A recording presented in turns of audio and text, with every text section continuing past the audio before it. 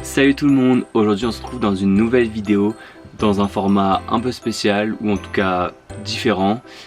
Cette fois j'aimerais aborder avec vous les coulisses de la van life parce qu'on sait tous que la van life, voilà, vivre dans un van en camping-car c'est trop stylé, c'est ça.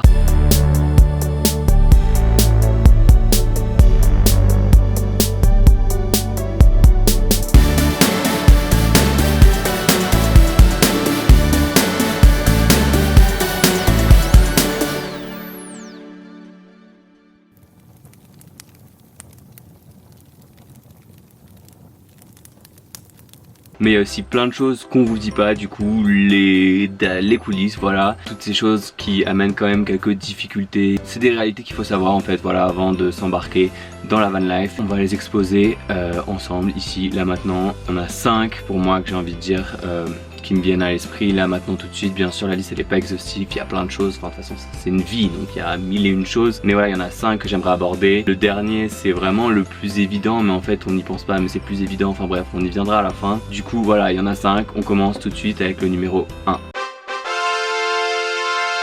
Du coup le wifi, voilà, donc ça dépend forcément où est-ce que vous voyagez. Nous, comme vous savez, si vous nous suivez, on voyage aux États-Unis, donc on n'a pas forcément une 4G illimitée, une 4G ouf, donc il nous faut quand même souvent avoir du wifi, que ce soit pour poster nos vidéos, voilà, pour poster cette vidéo par exemple, ou alors pour envoyer des mails importants, pour partager toutes sortes de choses, des photos à nos familles, enfin voilà, il faut du wifi. Bon, je vais pas détailler pourquoi il faut du wifi au 21e siècle. Du coup on va souvent être amené à être sur des parkings tout simplement, ou des restaurants, donc si on...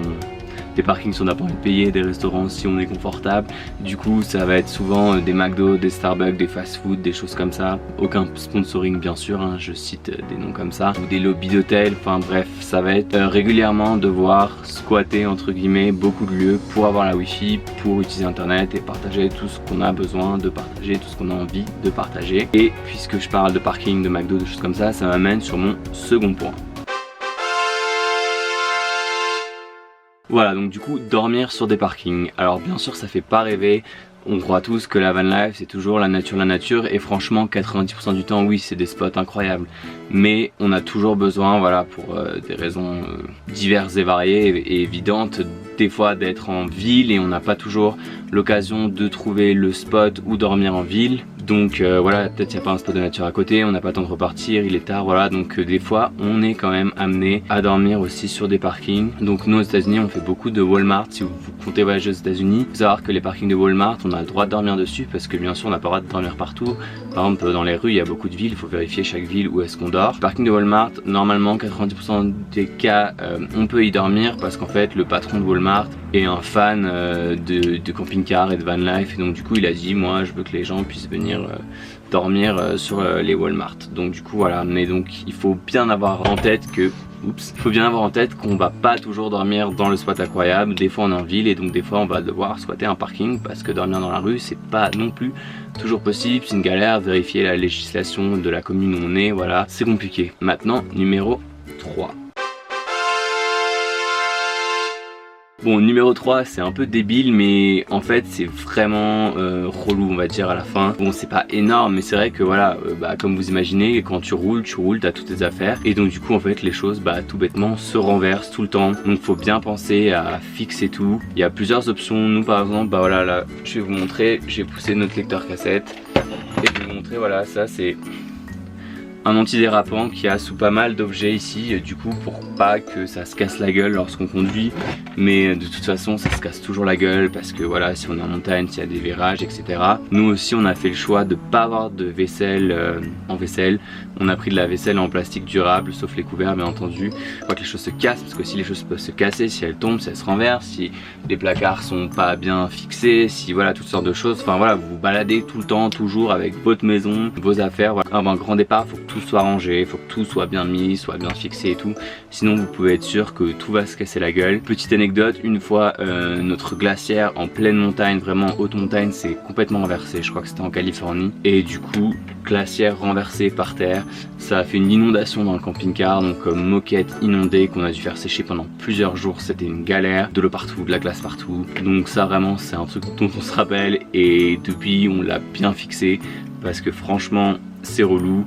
Il y avait voilà des glaçons partout, il y avait de l'eau partout. Et en parlant d'eau, j'en viens à mon 4e point.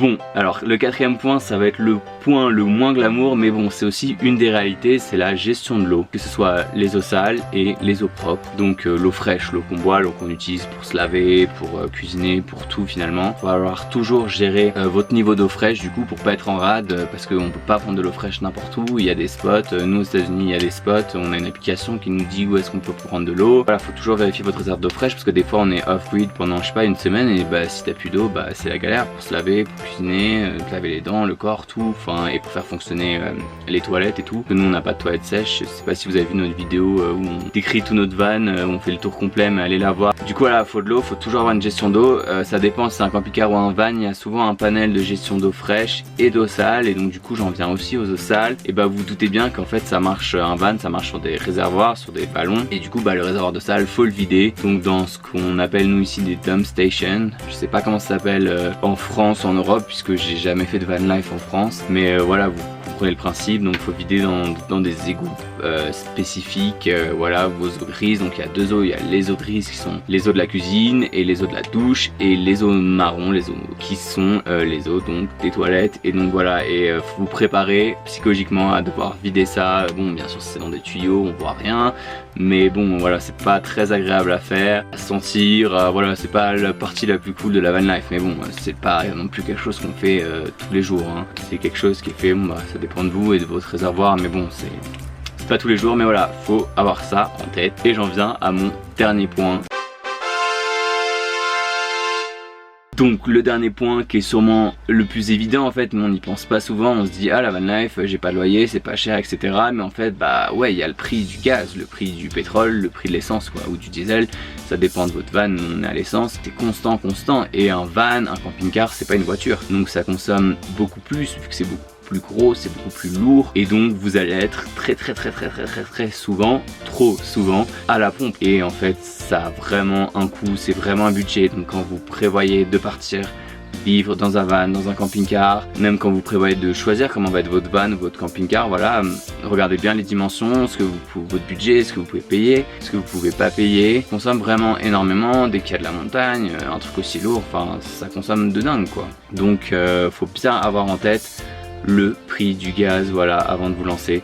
Quand je dis gaz, voilà, essence, pétrole, tout ça, parce que il y a aussi le gaz, le propane qui sert pour chauffer les plaques ou le chauffage, mais ça c'est pas très cher donc j'en parle pas. Mais du coup voilà, faut bien avoir en tête le prix du pétrole, de l'essence dont vous prévoyez de partir en van, de faire un voyage ou toute une vie, voilà, avant de vous lancer, faut bien avoir tout ça en tête.